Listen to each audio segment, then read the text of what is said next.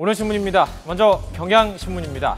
내일 치러지는 재보궐선거 막판 승부를 가를 4대 변수를 정리했습니다. 첫 번째는 투표율입니다. 휴가철에 치러지는 선거입니다. 역대 휴가철 재보선 투표율이 2006년에 24.8%, 2010년이 34.1%로 낮았습니다. 하지만 이번에는 사전 투표율을 보면 예상보다 높은 지역도 있어서 그 셈법이 복잡하죠. 젊은 층이 얼마나 집결하는지 또 40%는 넘을지 관심입니다. 자, 두 번째, 세월호 이슈입니다. 이번에 수색 구조 과정에서 나타난 정부 무능을 탓하는 여론을 무시할 수 없는 상황이죠. 여기에 유병헌 씨의 사망을 둘러싼 수사 참사도 돌발 변수가 될 수 있다고 보고 있습니다. 다음은 야권연대입니다. 서울 동작을과 수원정 등 야권연대가 이루어지면서 사실상 여야 1대1 구도로 가고 있죠. 야성향 부동층이 얼마나 집결하느냐에 따라 결과도 요동칠 것으로 보입니다. 마지막으로 인사, 공천, 잡음 문제입니다. 선거 초반 새정치연합은 박근혜 정부 2기 내각 인사에 잇따른 낙마를 정권 심판론으로 연결시켰었는데요. 중반에 권은희 후보 전략 공천, 또 권은희 후보의 남편 부동산 투기 의혹으로 잡음이 들려오면서 상세가 됐다라는 분석입니다. 어느 쪽 지지자들이 더 결집 혹은 이탈했을지에 따라서 결과는 갈릴 것으로 보입니다. 자, 미니 총선으로 불리는 730 재보궐선거. 이제 주사위는 던져진 것과 마찬가지죠. 내일 결과가 나올 때까지 관심 가지고 지켜봐야 할 것 같습니다. 자, 다음 한겨레 신문입니다. 사진부터 좀 살펴보시죠. 지난달 19일 여의도 국회의사당 앞입니다. 땅이 이렇게 푹 꺼져 있습니다. 24일입니다. 의정부시 아파트 단지 인도가 이렇게 가라앉았습니다. 버스 정류장이랑 아주 가깝기 때문에 큰 사고로 이어질 수도 있었죠. 또 어제도 인천에서 싱크홀이 생겼다 보도해드렸죠. 이게 어제 오늘 일이 아닙니다. 최근 제2롯데월드 주변에서도 이렇게 땅이 꺼지는 싱크홀 현상이 일어난다. 그런 의혹이 커지면서 시민들이 불안해하고 있다는 것입니다. 신촌, 여의도, 잠실, 의정부 등 주로 대도시에서 싱크홀이 잇따르고 있는데요. 전문가들은 집안을 지탱하는 지하수가 고갈이 되거나 상하수도관이 낡아서 물이 새면서 지하에 물길이 생기는 경우에 발생할 수 있다고 보고 있습니다. 자, 외국의 경우는 어떨까요?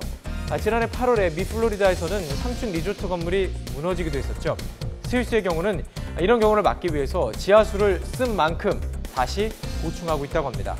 서울에서도 일부 신축 빌딩의 경우에는 지하수를 다시 투입하기도 하지만 지하수 오염 우려가 있기 때문에 아직 제도화하지는 못했다고 합니다. 전문가는 단순한 사후 대책이 아니라 지하 공사 시작부터 철저히 조사를 할 것을 주문하고 있는데요. 시민들이 안전하게 걷고 차를 타고 이동할 수 있도록 확실한 대책이 필요해 보입니다. 자, 휴가철입니다. 운전 특히 더 조심해야 할 것들 같습니다. 중앙일보로 함께 해보시겠습니다. 자, 들뜬 휴가길에 교통사고 조심해야 되는데 사망 확률이 최고라고 합니다. 저 표를 보면서 좀 설명을 드리겠습니다. 7월의 사망자와 교통사고 건수를 보시죠. 월등히 높습니다. 특히 비가 오는 날은 이렇게 사망 확률이 가장 높아집니다. 7월 사고는 1월에서 6월까지 평균보다 8.4%포인트나 높았습니다. 이 시기에 사고가 집중된다는 것을 쉽게 알 수 있었는데요.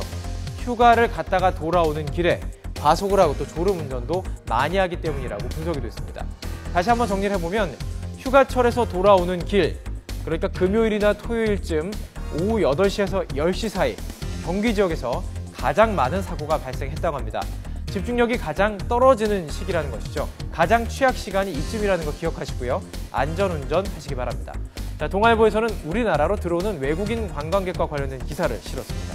자, 함께 보시죠. 자, 외국인이 우리나라를 찾도록 홍보하는 문구가 있죠. 현재 우리나라 국가 관광 브랜드는 이것입니다.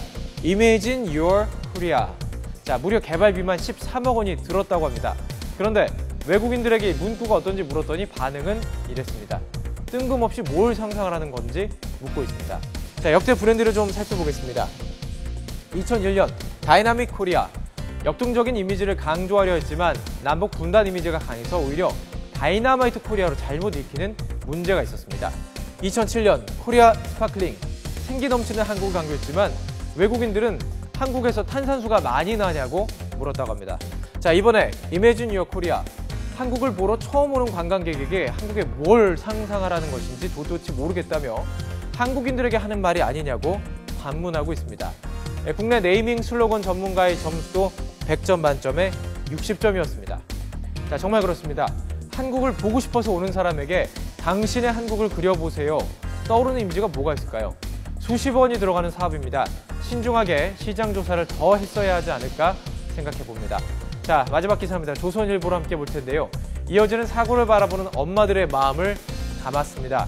엄마들의 촌철살인 비판 소개하겠습니다.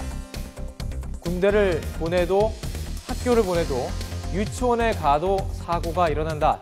현실이 실시간 공포 영화다. 단원고 애들이 쉽게 대학을 간다며 부러워하는 철없는 아이들. 인성교육이 바닥이 났구나라고 싶었다. 자, 아는 엄마와 아이가 배를 탔는데 좀 기울어진 것 같아서 남편에게 연락을 했더니 답변이 왔습니다. 선장 옆에 붙어 있어 라고 보냈다고 합니다. 수학여행, 오히려 요즘 같은 때 가야 한다. 모두가 안전을 신경 쓰고 호들갑 떨 때 제일 안전하기 때문이다 라고 말했다는 것입니다. 자, 여러분 어떻게 읽으셨습니까? 이 배가 가라앉고 열차가 탈선을 하고 도로가 갑자기 주저하는 요즘, 심한 표현은 아니었던 것 같습니다. 다만 안전은 당국에만 맡길 일이 아니라 우리 모두가 관심을 가져야 이루어질 수 있는 것 아닐까 이렇게 생각해 봅니다. 지금까지 오늘 신문이었습니다.